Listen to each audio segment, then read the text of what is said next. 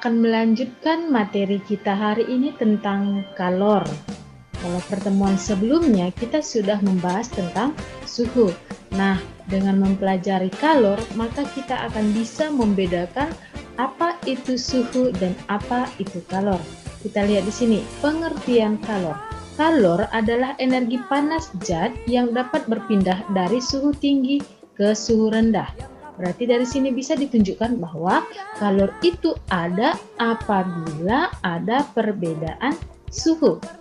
Sementara suhu, pertemuan sebelumnya kita sudah mengatakan bahwa suhu merupakan tingkat panas dingin suatu zat. Nah, 1 kalori adalah kalori yang dibutuhkan oleh 1 gram air untuk menaikkan suhunya 1 derajat Celcius. Kalori merupakan satuan dari kalor. Sering kita jumpai dalam kehidupan sehari-hari, tetapi dalam satuan internasional, satuan SI, satuan kalor adalah joule. Bahwa 1 kalori itu sebanding atau sama dengan 4,2 joule dan 1 joule sama dengan 0,24 kalori. Kalor bisa dirumuskan dengan Q sama dengan MC delta T, dengan delta T ini adalah T2 kurang T1 atau suhu akhir dikurang suhu awal. Q adalah energi kalor satuannya joule secara internasional, M massa satuannya kilogram, C kalor jenis benda satuannya joule per kilogram derajat Celcius, dan delta T kenaikan suhu atau perubahan suhu ya. Satuannya derajat Celcius. Dalam kalor ini bisa kita gunakan satuan suhu adalah derajat Celcius. Kemudian akibat adanya perbedaan suhu ini, maka seorang ilmuwan bernama Black, dia mengamati bagaimana kalau misalnya dua benda yang berbeda suhu digabungkan, apakah terjadi perpindahan kalor atau perubahan kalor. Nah, ternyata asas Black, kita lihat di sini, asas Black menjelaskan tentang hukum kegagalan energi kalor. Jika dua benda berbeda suhu saling melakukan kontak, akan terjadi aliran kalor dari benda bersuhu tinggi ke benda yang bersuhu rendah.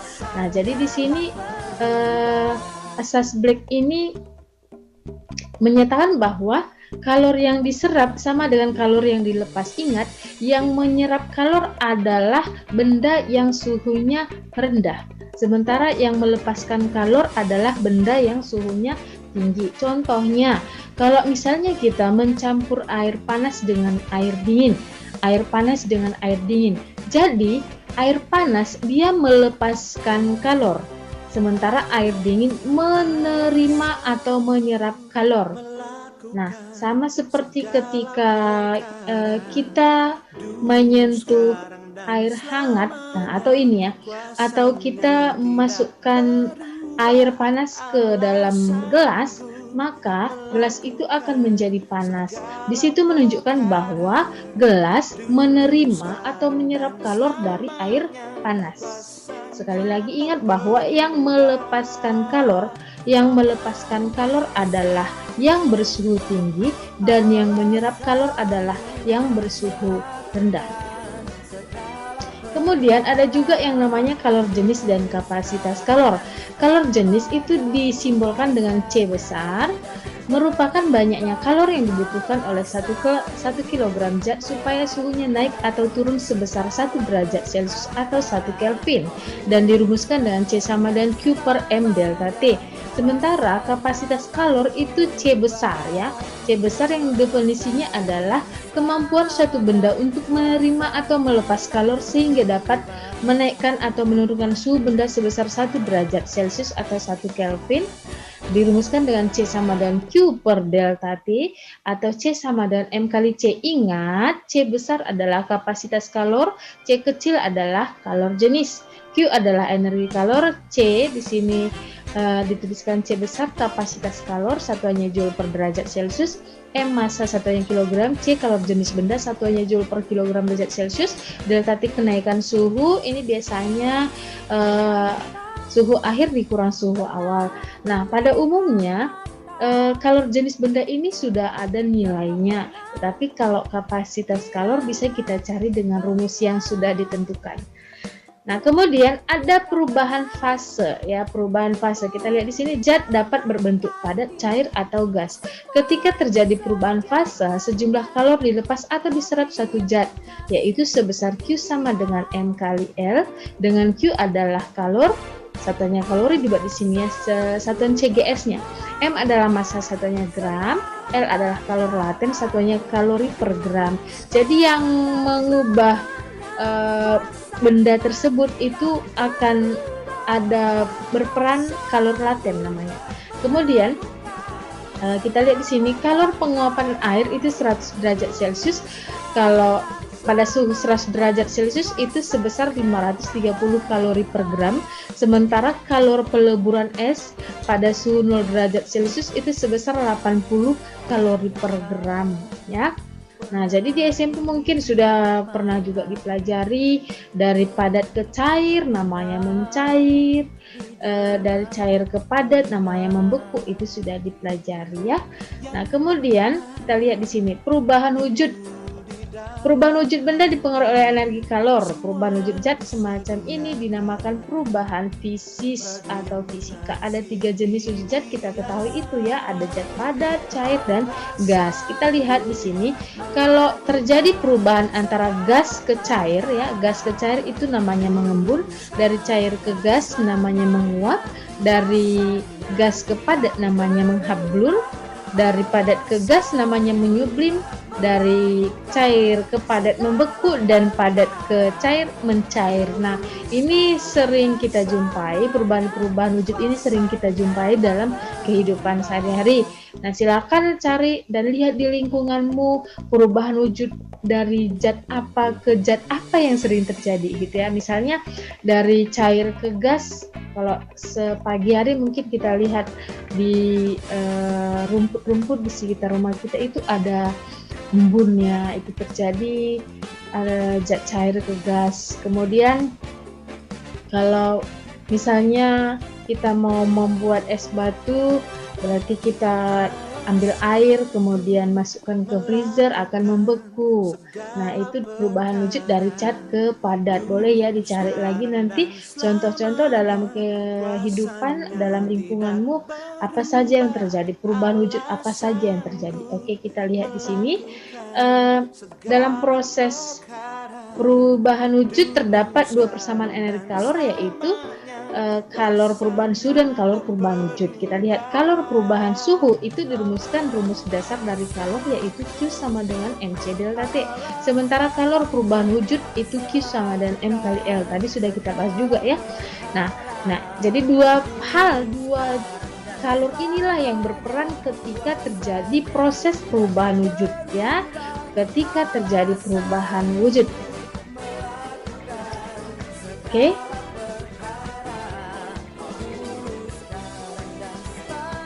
Baik, kita lihat contoh ya, contoh soal kalor. Kita lihat contoh soal nomor 1. Besi 0,2 kg dipanaskan sampai suhu 120 derajat Celcius. Besi lalu dimasukkan ke dalam 100 gram air bersuhu 30 derajat Celcius. Jika kalor jenis air 4200 Joule per kilogram derajat Celcius dan kalor jenis besi 525 Joule per kilogram derajat Celcius, hitung suhu akhir campuran. Di sini terjadi asas Black, ada yang melepaskan kalor dan ada yang menyerap. Yang melepaskan kalor adalah besi. Kenapa? Karena besi memiliki suhu yang tinggi, sementara air menyerap kalor karena suhunya lebih rendah. Kita lihat di sini, massa besi Q lepas sama dengan Q serap, berarti Q besi sama dengan Q air ya. Massa besi kali C besi kali suhu besi dikurang suhu campuran. Nah, lihat di sini, suhu besi dikurang suhu campuran, karena bagaimanapun suhu besi ini akan menurun apabila dimasukkan ke dalam air gitu ya. Kemudian sama dengan massa air kali C air kali suhu campuran dikurang suhu air. Perhatikan perbedaan antara delta T lepas dengan delta T serap. Nah, ini karena air bagaimanapun kalau dicampur dengan besi yang suhunya sangat tinggi, maka suhu air tersebut akan semakin tinggi gitu. Jadi perbedaannya di sini dia ya. Kalau dia yang melepaskan kalor, suhu bendanya dikurang suhu campuran. Kalau dia yang menyerap, suhu campuran dikurang suhu bendanya gitu. Nah, dengan mengisikan nilai massa besi 0,2, kemudian C besi 525, suhu besi 120 dikurang suhu campuran, suhu air 0,1 kali 4200 dikali suhu campuran dikurang 30. Nah, dengan menghitung semua nilai-nilai ini, maka suhu campurannya menjadi 48 derajat Celcius. Kemudian yang nomor 2, kalorimeter dengan kapasitas kalor 1000 Joule per Kelvin diisi 100 gram air bersuhu 30 derajat Celcius dengan kalor jenis 4200 Joule per kilogram Kelvin. Selanjutnya ke dalam kalorimeter tersebut dimasukkan 200 gram besi yang suhunya 80 derajat Celcius, kalor jenis besi 500 Joule per kilogram Kelvin. Berapakah suhu air campuran? Nah, di sini kalorimeter itu kapasitasnya 1000 ya. Diisi dengan air. Jadi di sini dianggap kalorimeter juga menyerap kalor dari besi. Nah, di sini kita harus tinjau bahwa wadah dia juga menerima kalor. Makanya di sini sekalipun terjadi asas black, Q lepas sama dengan Q terima begitu ya. Yang melepaskan kalor adalah Q besi, yang menerima adalah kalorimeter dan air. Nah, suhu awal kalorimeter itu sama dengan suhu awal air. Gitu. Contohnya kalau misalnya air kita masukkan ke dalam gelas, maka dianggap suhu gelas itu sama dengan suhu airnya. Kemudian massa besi kali C besi kali delta T besi sama dengan C kalorimeter. C di sini adalah kapasitas kalor ya, bukan kalor jenis, kali delta T kalorimeter kali M air kali C air kali delta T air. Kemudian 0,2 kali 500 kali 80 kurang T. T di sini adalah suhu campuran atau suhu air campuran sama dengan 1000 kapasitas kalorimeternya ya, kali T dikurang 30 karena dia menyerap atau menerima, tambah 0,1 kali 4200 kali suhu campuran dikurang 30 atau T saja ya, sama dia ya. Nah, kemudian dihitung 100 kali 80 kurang T sama dengan 1420 kali TC dikurang 30. Dengan menghitungnya maka diperoleh suhu campurannya 33,29 derajat Celcius.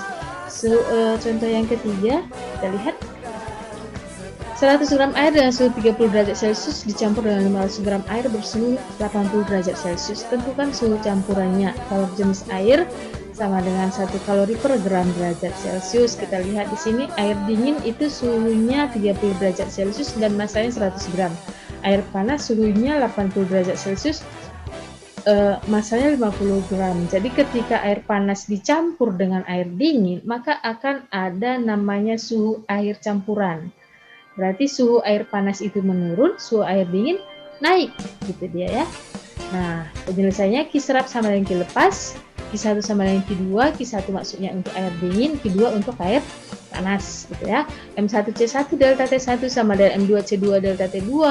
Dengan mengisikan nilai-nilai, tetap kita lihat di sini perbedaan suhunya ya. T dikurang 30 untuk yang melepas, 80 kurang T untuk yang T kurang 30 untuk yang diserap, 80 kurang T untuk yang dilepas. Dengan mengisikan nilainya maka suhu air campurannya menjadi 46,7 derajat Celcius. Perhatikan suhu air panas yang tadinya 80 derajat, kemudian air dingin yang 30 derajat, ketika dicampur maka suhu air campurannya menjadi 46,7 derajat Celcius.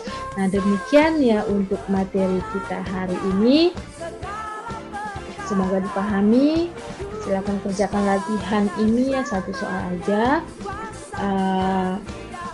Sekalipun belajar jarak jauh, tetap semangat, tetap jaga kesehatan. Anggap tantangan sekarang ini harus dilalui dengan penuh semangat untuk mewujudkan harapan dan cita-citamu. Sekali lagi, tetap semangat. Tuhan Yesus memberkati.